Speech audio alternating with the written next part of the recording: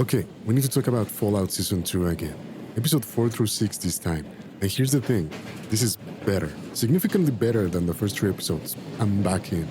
Episode 4 completely changed the pacing, it felt invigorating, like the show remembered what made it work in the first place. Episode 5 kept that momentum going. Episode 6, a bit weaker, more of a setup episode, but I think that's because it's laying groundwork for the finale. These 3 episodes showed me the stronger side of the writing, and I'm genuinely looking forward to seeing how this wraps up. Quick heads up, full spoilers ahead for episodes 4, 5, and 6. If you haven't watched yet, come back after it. Let me break down what's working now. Lucy's back in the driver's seat, kind of. She's still being pushed around by circumstances, but now she's wrestling with it philosophically. She's questioning who she is, what the world really is, what concessions we should make to survive, what is good, what is evil. Ella Purnell is killing it in these scenes. The moment where Hank forces her to choose whether to push the button to mind control device, brutal. She resists, but when he releases the Legion soldier and the NCR guy, the soldier immediately tries to murder the other one. Lucy gets thrown around and ultimately has to push the button. She keeps insisting she's nothing like the ghoul or her father, but the show keeps forcing her into moral compromises. That's compelling. The ghoul's backstory is paying off.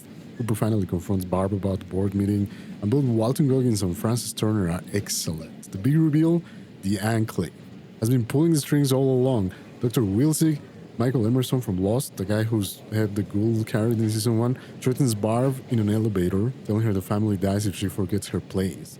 There's cogs in the machine. The Enclave ordered Barb to tell those corporate heads to drop the bombs themselves. Cooper gets Hank drunk, drugs him, and discovers the cold fusion tech stored in Hank's neck. Barb extracts it with a syringe. It's tense and works perfectly.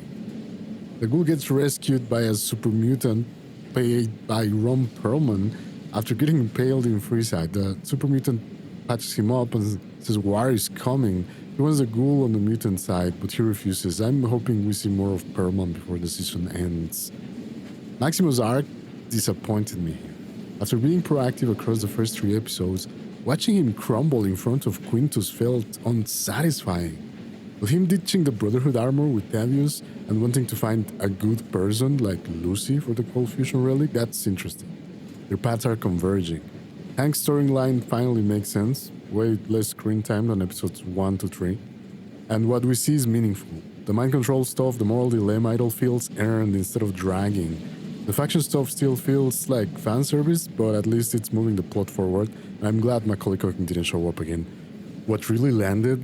Lucy's material and the better pacing overall. Those glimpses of the past with Cooper Howard in Las Vegas are genuinely compelling. The show found its rhythm again. Here's where I land. I'm glad I decided to cover these episodes in acts instead of one by one. Doing it this way showed me the stronger side of this season's writing and pacing. Right now, the season sits at 4 good episodes, 2 weaker ones. That's better than most TV shows, especially video game adaptations, and especially for Season 2 following such a strong first season. I'm looking forward to the final 2 episodes. If you want me to cover the rest of the season, hit that like button and let me know in the comments what you're thinking. Are you liking the momentum shift too? See you for the finale.